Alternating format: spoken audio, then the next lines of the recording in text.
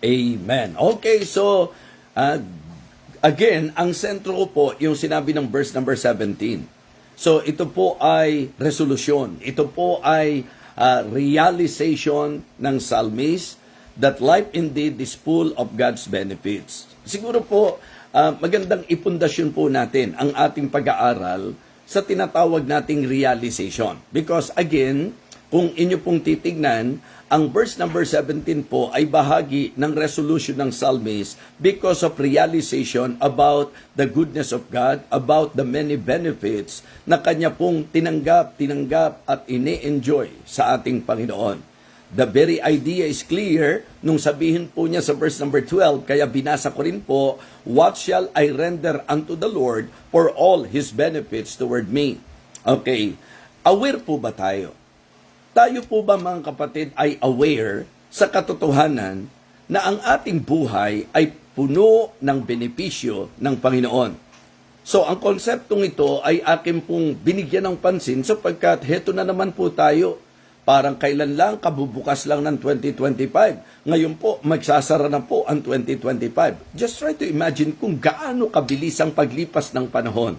And I believe you will all agree with me na sa lahat ng mga karanasan po natin, kasama po dito ang mga karanasan ng akala natin katapusan na ng mundo or hindi man yung mundo ang tinutukoy natin, yung mundo natin. Parang katapusan na natin. Mukhang hindi na tayo makakatawid. Mukhang hindi na po tayo makakatagal. But still, heto pa rin po tayo. Okay? Pinasok natin ang pagbubukas ng 2025 at ngayon magsasara na ang 2025. Nandito pa rin po tayo. And we are aware that if it is not of the Lord's mercies, baka consumed na po tayo. Kaya nga ang sabi po, di ba? It is of the Lord's mercies that we are not consumed because His compassions fail not. They are new every morning, great is thy faithfulness. Mga kapatid, linggo na lang po ang binibilang at matatapos na po ang year 2025. Sa madaling sabi po, mahigit 11 buwan na in-enjoy na naman natin ang mga benepisyo ng ating Panginoon, mula sa ating Panginoon. Agree po ba kayo? Agree po ba kayo na more than 11 months na naman sa year 2025 na talagang pinaranas ng Diyos sa atin yung mga benepisyo, mga biyaya na hindi naman natin talaga deserve. Ganon din po mga kapatid, yung pong mga pagpapala na in-enjoy natin sa kabila ng ating mga pagkukulang sa Diyos. Napakabuti po ng Panginoon. And it is but right for us to really realize that. How about you ngayong sandaling ito?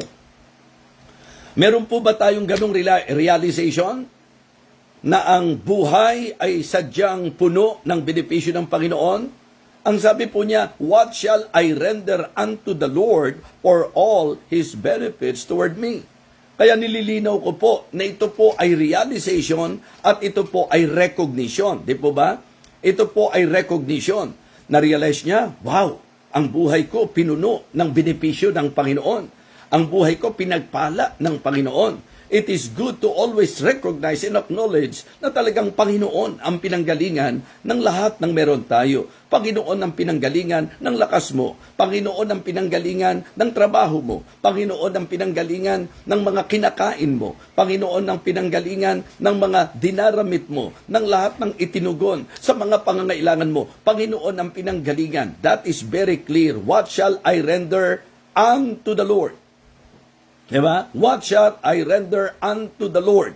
So, una, yung pagkilala, realization na ang buhay ay puno ng pagpapala, and then yung recognition na ang Diyos ang nagpapala. Kaya naman sinasabi ko po sa inyo na ang text po natin ay resolution. Ibig sabihin, after his realization and recognition that life indeed is full of God's benefit, that God is the one na nagbibigay sa atin ng mga pagpapala at benepisyo, kaya naman ni-resolve niya sa puso niya. Ang sabi niya, "I will offer to thee the sacrifice of thanksgiving and will call upon the name of the Lord." Mga kapatid, kalugihan po para sa atin na hindi tayo sumentro sa buhay na puno ng pagpapala ng Panginoon. And when we talk of God's blessing, we are not just referring to monetary or material things, mga kapatid. Pinag-uusapan din po dito ang patungkol sa molding na ginawa ng Panginoon sa atin. It is a blessing na ang Diyos, iminold po niya tayo, mga testings and trials, challenges na dinaanan po natin. So ngayon po, kumbaga, nagpapatotoo na lang tayo, natutuwa na lang tayo, medyo may mga karanasan nga na parang tinatawanan na lang natin ngayon, samantalang parang hindi natin malalagpasan noon. Tama po ba ako mga kapatid? Kung kayo'y medyo magkakaroon ng pagbubulay, hindi ba tama po ako na may mga pinagdaanan kayo na nung moment na yon na dinadaanan nyo po, iniisip nyo, makakayanan ko ba to, malalagpasan ko ba to, makakatawid ba ako dito, mapagtatagumpayan ko ba ito? Yung bang parang ang tindi po ng challenge nung time na yon. Pero nung mapagtagumpayan nyo, ngayon medyo nangingiti na lang tayo at talagang napapa-praise the Lord na lang tayo sapagkat ibang klase po talaga ang Panginoon. Amen? Count your blessings. Name them one by one and you will be singing as the days go by. Amen? So talagang para po maging happy, always recognize and realize na ang buhay natin talagang puno ng kabutihan ng Panginoon. Manifestation of God's grace, goodness, and greatness. Yan po ang dapat nating ma-consider. So, sa sentro po tayo, bago po matapos ang taon na ito, sa usapin ng Thanksgiving. Kasi mga kapatid, in line doon sa sinabi po niya sa verse number 12, di ba sabi ng psalmist, "What shall I render unto the Lord for all His benefits toward me?" Sabi ng verse 13, "I will take the cup of salvation and will pay my vows unto the Lord now in the presence of all His people." Ganyan po yan eh. Sa verse 17, ang sabi niya, "I will offer to thee the sacrifice of thanksgiving." And you know what? I realized that the best giving is thanksgiving.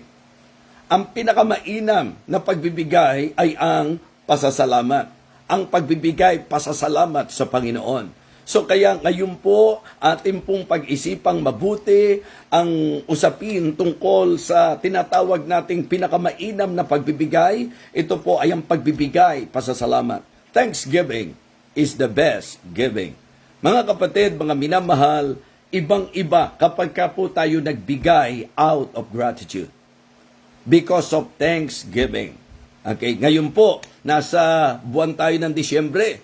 Kahit ano pa ang sabihin nyo, we cannot deny the fact na ito po ay medyo nakasentro sa bigayan, mga kapatid. Tama po ba ako? Bigayan sa kung kani-kanino. In fact, may mga ninong at ninang na posible pong pinaghandaan na po ang kanilang mga inaanak. Yung ready na sila na pagdating ng takdang panahon, wala na sila sa bahay. Yan po ang ginawa nilang paghanda. Hindi. Kidding aside po, di ba? Medyo ang tinakbo ng isip natin, ano kaya maibibigay ko sa inaanak ko, ano kaya maibibigay ko sa nanay ko, ano kaya maibibigay ko sa anak ko, ano kaya maibibigay ko sa kaibigan ko. Well, maganda po yan. Pero higit kanino pa man, dapat ang unang takbo ng isip natin, what shall I render unto the Lord? Ang una po na dapat nating makita, yung pagbibigay, bunga o bunsod ng pasasalamat.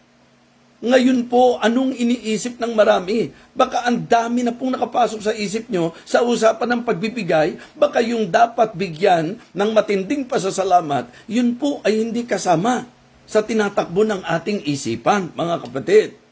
Diba? So, eto naman po, not to mention the name, meron pong somebody na talagang very eager. Kasi sabi ko po, mga kapatid, sinasabi ko po sa inyo ng tapatan ito, meron pong humihingi po ng aking account dahil nga po, gustong mag-express, pero mahihain po talaga ako sa ganun. Hindi ko po maibigay-bigay dahil nga po, kumbaga, medyo nakakapil ako ng awkward, mga kapatid. So, pero alam niyo po, ang statement niya, kahit to Gcash nyo, kahit na. Bakit? Simple lang naman po ito. Pero ito po'y bunsod ng aking pong pasasalamat kasi blessing po ang kada umaga. Di ba?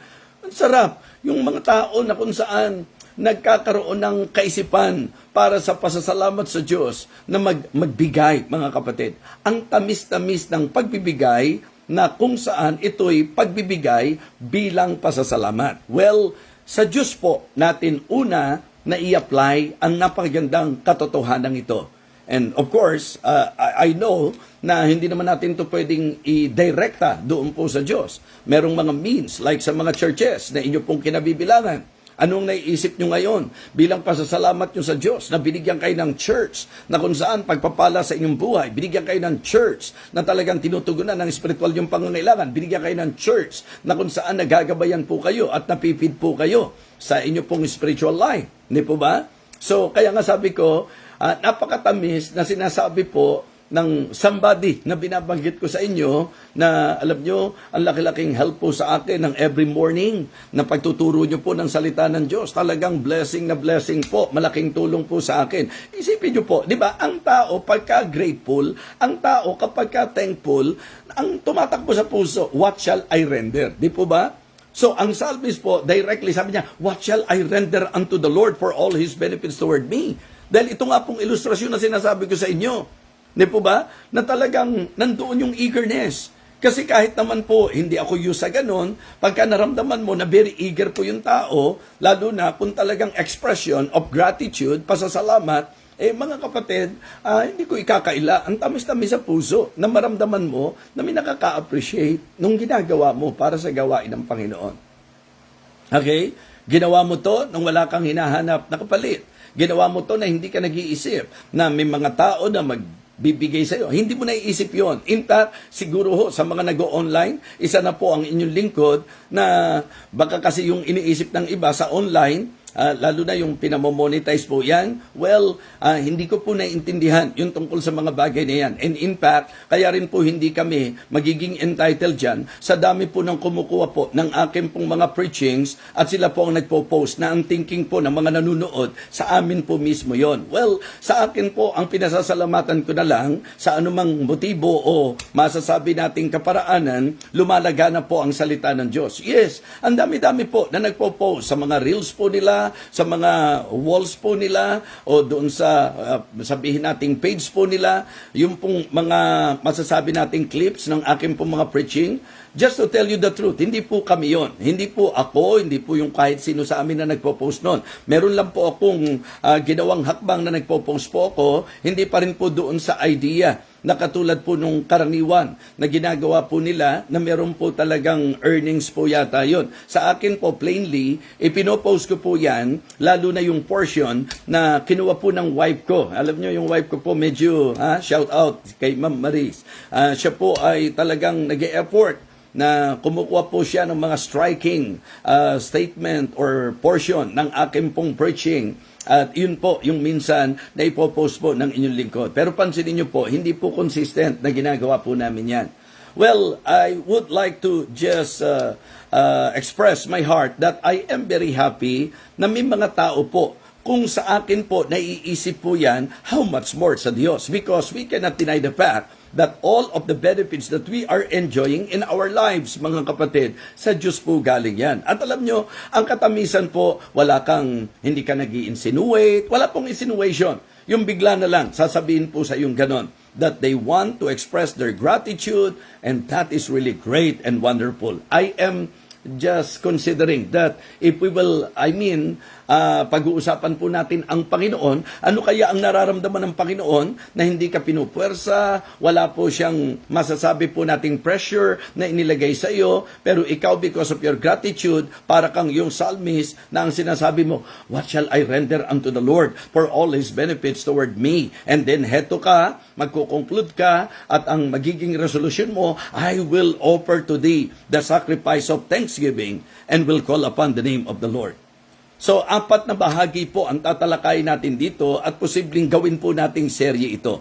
Pero sa akin pong pagtalakay, sa oras na meron po tayo, let me begin na ibahagi ko po sa inyo ang ating pong magiging serye para sa ating pong mensahe about Thanksgiving. Again, Thanksgiving is the best giving. Para sa akin, ang the best na giving ay ang Thanksgiving. Out of gratitude, because of gratitude, kaya po tayo nagbibigay. Isipin nyo po yun. Pagka ang pagbibigay ay bunsod ng pasasalamat, hindi po ito yung tira-tira. Hindi po ito yung basta makapagbigay lang.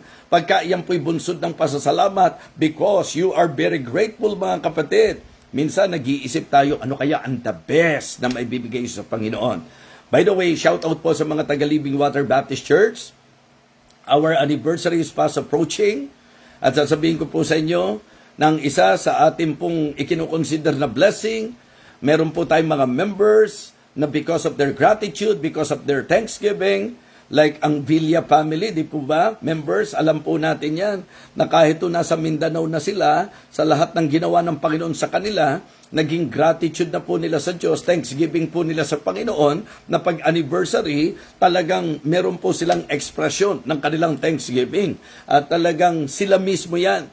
Hindi mo tatawagan yan, hindi mo papaalalahanan yan because it is really in their heart, talagang puno ng pasasalamat, sila pa mismo ang talagang nakakaisip dyan. Kaya we appreciate Villa family and of course, yung mga members ng church natin na hindi naman mayaman, pero pagka-anniversary, ang Thanksgiving natin, talagang ginagastusan po natin ang ating anniversary. Kaya yung ating pong mga imbitadong pastor, we should appreciate the Lord because the members of our church are very eager to somehow express their gratitude to God through you.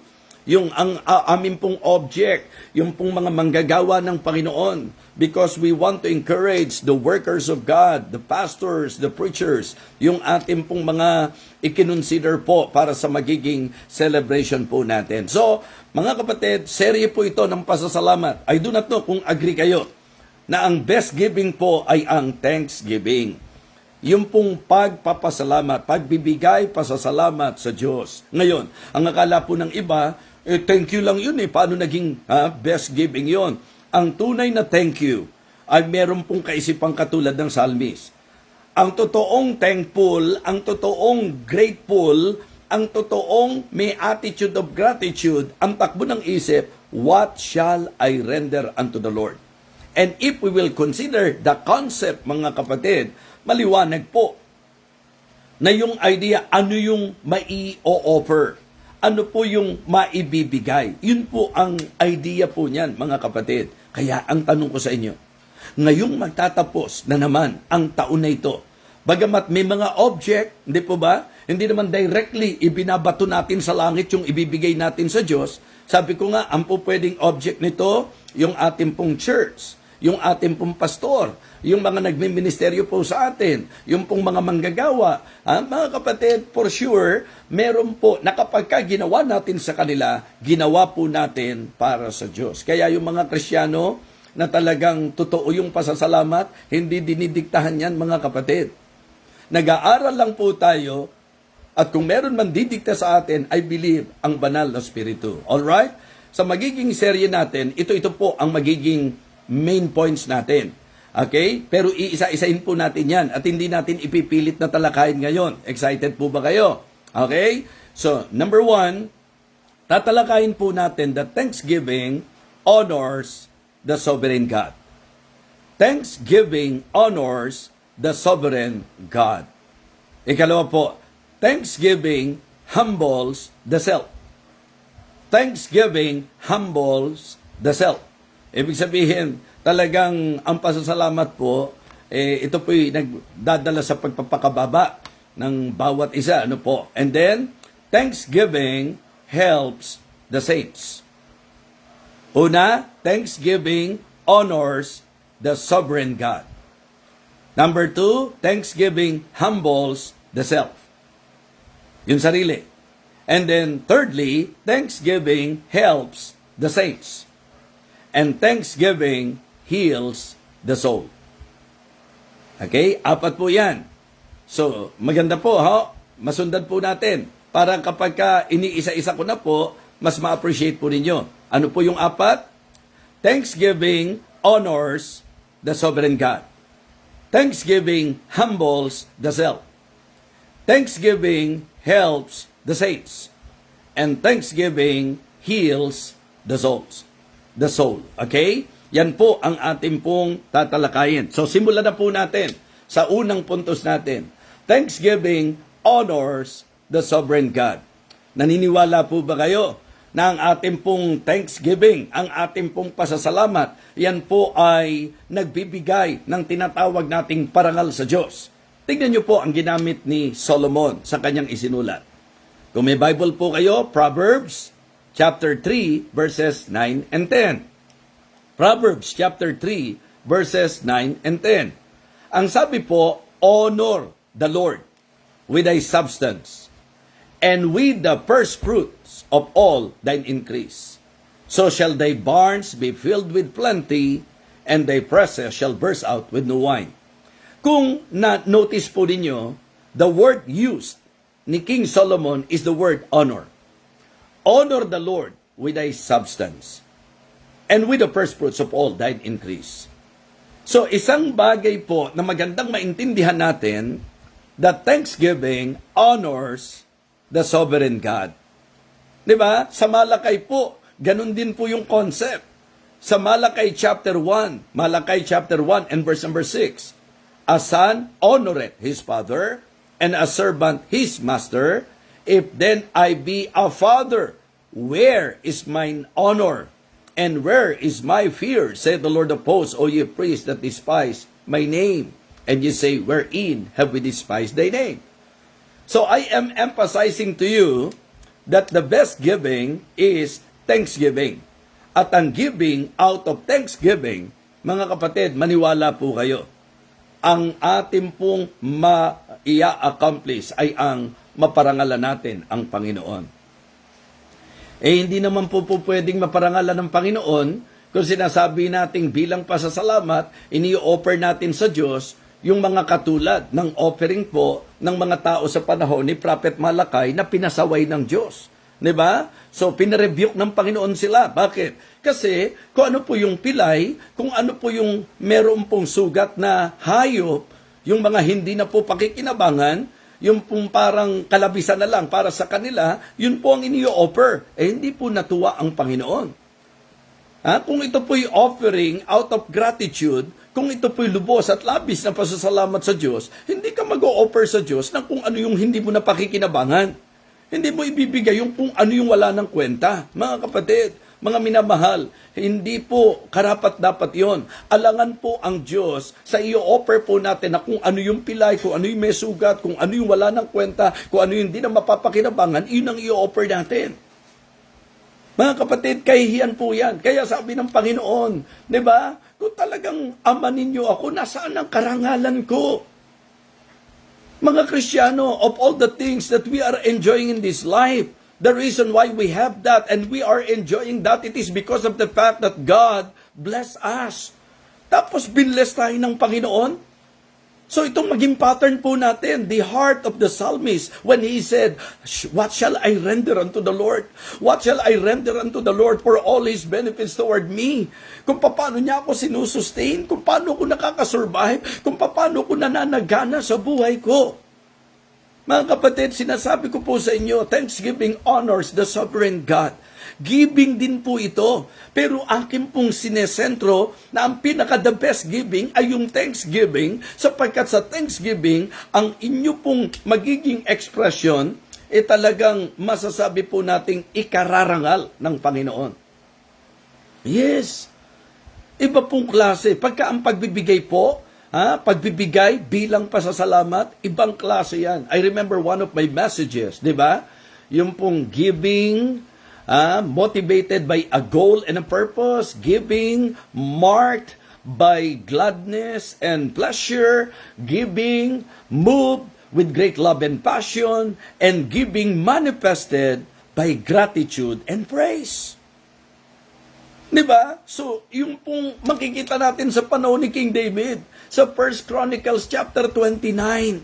Diba? Masasayang nagbibigay po sila sa verse number 9 ng 1 Chronicles chapter 29. Then the people rejoice, for that they offered willingly, walang pilitan, walang pressure, for that they offered willingly, because with perfect heart they offered willingly unto the Lord. And David the king also rejoiced with great joy. Tanawin na napakasaya ng mga nag-o-offer, napakasaya ng mga nagbibigay, sapagkat sa totoo lang, yun po ang kanilang pagpapahayag ng pasasalamat sa Diyos. Kaya nga, the best giving for me is thanksgiving. Pagka ang tao thankful, pagka ang tao grateful, grabe po, walang pilitang mangyayari, hindi po mauobliga, at lalo namang hindi po nila titipirin ang Diyos sa kanilang pagbibigay kung tunay sa puso ang pagpapasalamat.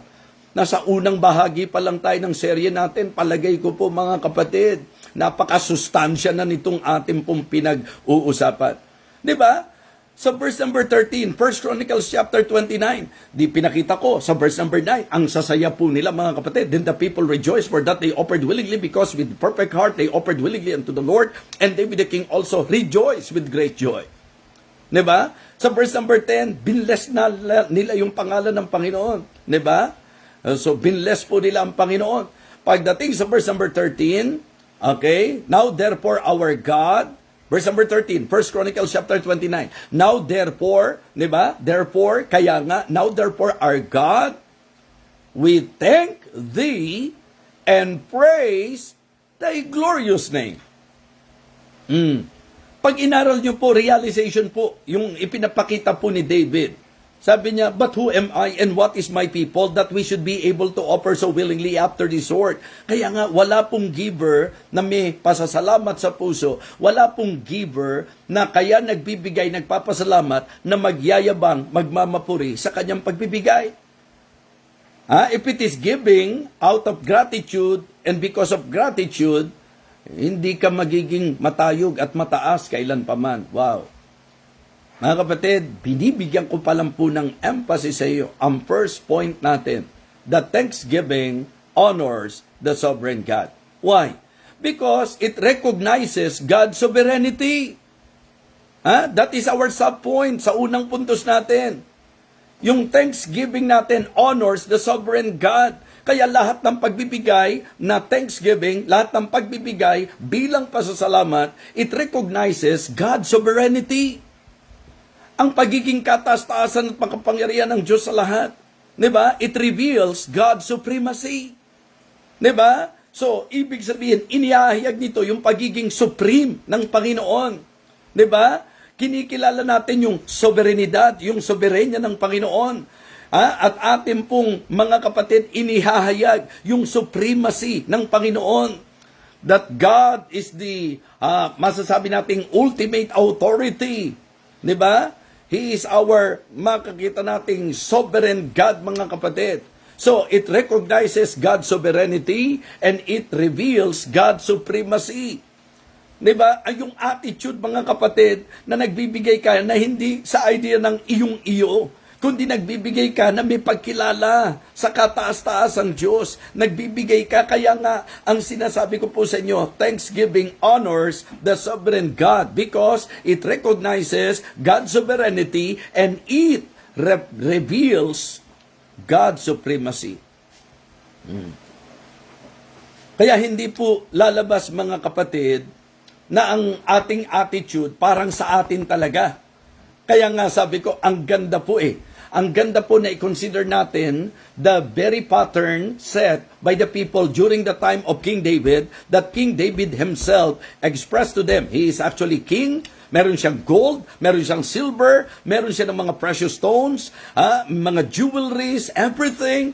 And then, when he gave that, mga kapatid, when he offered that, he actually clarified to the minds of the people, and when he talked to God, he expressed his heart in full gratitude, mga kapatid, acknowledging and recognizing that God is the owner of all things. Now, the same thing na dapat nating gayahin, huwag kang magbigay ng iniisip mo, ikaw yan, kundi out of gratitude yan. Napakatindi ng pagpapala ng Diyos sa buhay ko. Wala na akong hahanapin pa. Wala na akong hihilingin pa sa klase ng pagpapala na ginagawa ng Diyos sa buhay ko. Kung kayo po'y nakaka-relate sa sinasabi ko, na talagang katulad ng inyong lingkod, I am acknowledging and recognizing that I am enjoying so many things in my life because of the goodness of God, and everything na ine-enjoy po natin, kinikilala natin sa Diyos po yan, and out of gratitude, heto po tayo, mga kapatid. At again, not to boast, mga kapatid, hindi po para magyabang sa inyo, pero una, sabi ko nga, nung unbeliever pa lang ako, ipinakita na ng tatay ko yung bunga, yung buhay, na kung saan ang pinakamasaya, yung ikaw ang nagbibigay. And then, nung ako po'y naging Kristiyano, mga kapatid, dumoble pa po yan. At mahirap pong gawin kung hindi po sa biyaya ng Panginoon at kundi po sa pasasalamat ng Panginoon. Mga kapatid, even sa mga speaking engagement, if they are giving me love gift, I try to, to express my gratitude to God, and then thinking of the people na po pwede po tayong makapag-impart ng kung ano po ang binibigay ng Diyos sa atin. Kaya nga nagtataka po ako na may mga churches na nagkakatisuran pa sa giving eh. Mga kapatid, ang giving hindi kinatitisuran. Ang giving, tiniting ng pagkakataon para yung thanksgiving natin maging kapani-paniwala. Diba? Hindi po pwedeng thank you lang sa idea ng words. Ang totoong thanksgiving, katulad ng psalmist, nag-iisip po yan, what shall I render? Hindi ba ang ganda ng concept, mga kapatid? Kami po walang obligahang first fruits, wala kaming obligahang giving, pero ang mga tao po, sa kanila pong nagpapasalamat na puso, sila mismo gumagawa po niyan. Hindi po kami mayaman, hindi po masagana ang church na amin pong kinabibilangan. Kung ang pag-uusapan po, finances, talagang sapat sa kung ano po ang pangangailangan ng church. But I am telling you, I am very happy that the Lord gave us members who are very generous. And you know what? Yung generosity nila, yan po ay manifestation lang ng gratitude po nila. Diba? Dapat ang generosity natin, yan po ay pruweba o manifestation ng gratitude natin. Because again, ang ating pong kaisipang magbigay dapat bunsod ng pagkilala sa kabutihan ng Diyos sa ating buhay, and dahil sa pasasalamat na yan, meron pong pagkakataon na sinurpresa ako ng isang miyembro natin. As in, sorpresa talaga. Nagulat talaga ako, mga kapatid.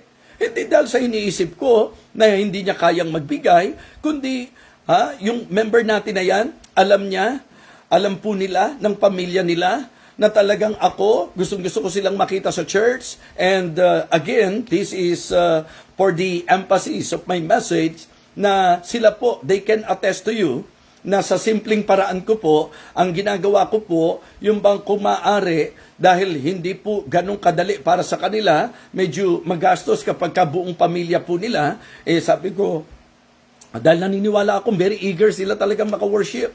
So sa kanilang kalagayan, sabi ko, sige, ako nang bahala doon sa sa magiging transportation ninyo. Basta ang mahalaga, maka-worship kayo. Ginagawa ko po yun kasi alam ko na talagang sa heart nila, gusto nilang nag-worship. It is just that sa reality po, medyo matindi po yung kanilang sitwasyon. Aba, nagulat po ako.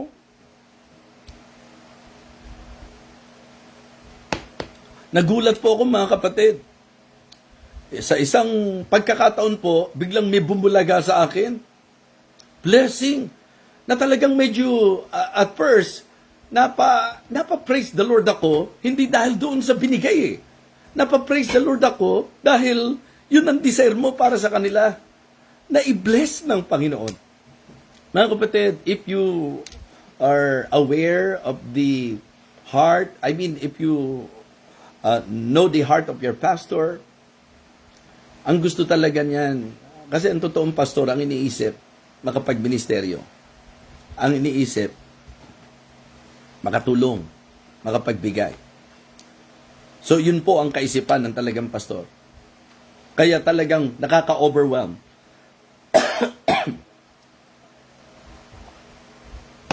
Nakaka-overwhelm po. Pagka po may mga members na because of their gratitude, walang insinuation, wala kang mararamdamang ipinaramdam mo sa kanila kahit ano. Nagulat ka. Nung pinagpala, pasasalamat sa Diyos. Damay po ang inyong lingkod. So, blessing. Diba? Gratitude. You know, kaya po kayang gawin yun. Naiisip ko, nakakahinayang yun.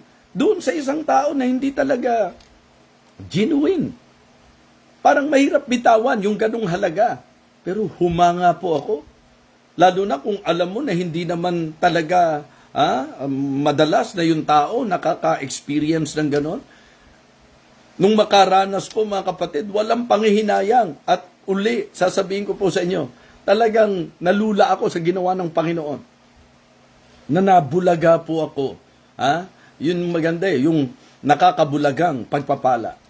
Kasi principle yon. Pagka naghasik ka, aani ka. Kaya ako, tuwa ako nag-i-invest sa buhay ng mga mananampalataya. Kahit po yung mga estudyante nga po natin natutuwa po ako yung po mga estudyante noon na kahit pabaon-baon lang, binibigyan mo sila. Aba, ngayong mga professional na nagugulat ka sa table mo minsan, may mga envelope na galing po sa kanila.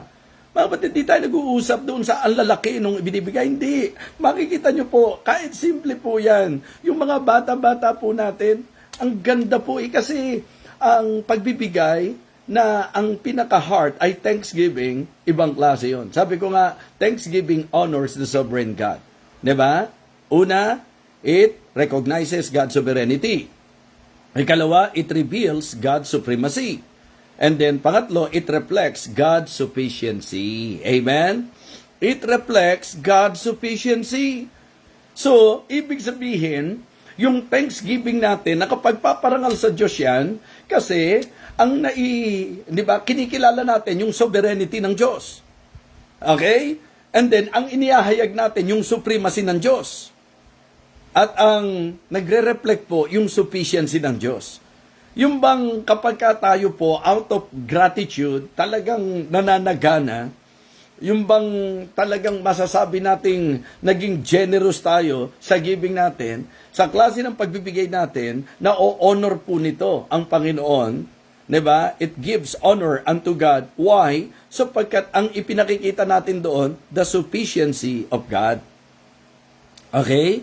So, it recognizes God's sovereignty, it reveals God's supremacy, and it reflects God's sufficiency.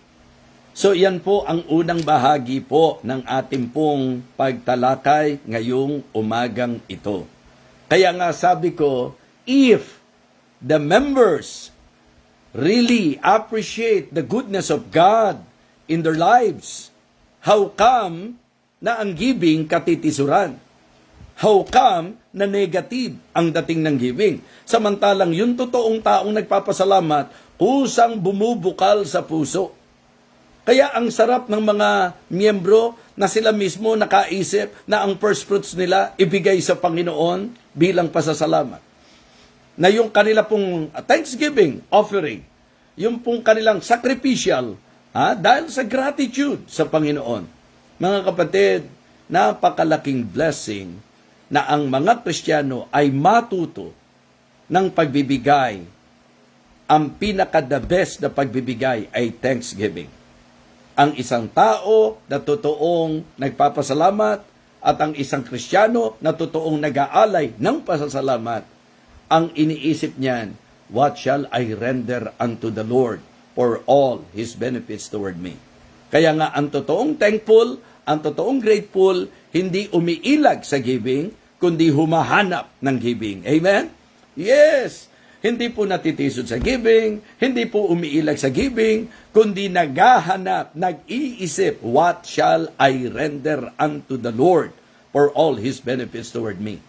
Ginamit ko nang illustration ng sarili ko, na ang tamis-tamis sa akin, na ako kaya binibigyan, hindi para diktahan. Kaya ako binibigyan, hindi para maging malakas sa akin yung nagbibigay, kundi idinidiin po na kaya po kami nagbibigay sa inyo. Sobra po ang pasasalamat namin sa Diyos na ginagamit po kayo sa buhay namin. Yun, ang tamis-tamis nun, mga kapatid. Maniwala kayo. Ang tamis-tamis po sa puso. Kapag kaya ka naisip ng tao, pasasalamat nila dahil ginagamit ka ng Diyos sa buhay nila. Nakukuha niyo po, mga kapatid? Hindi po totoong grateful yung taong iniisip lagi kung paano siya makakalusot, makakalibre. Hindi. Sabi ko nga, ang totoong taong grateful, ang totoong grateful na Kristiyano, katulad siya ng psalmist, nag-iisip, what shall I render unto the Lord? And then, sa ating pong naging teksto, I will offer to thee the sacrifice of thanksgiving and will call upon the name of the Lord. So, ito po ang first part ng ating magiging series sa ating topic na Thanksgiving is the best giving. Amen? Unang tinalakay natin, Thanksgiving honors the sovereign God. Ano po yung mga subpoints natin? Number 1, it recognizes God's sovereignty. It reveals God's supremacy. And it reflects God's sufficiency. I hope and I pray na naging blessing sa inyo ang unang bahagi ng ating serye sa usapang thanksgiving, being the best giving.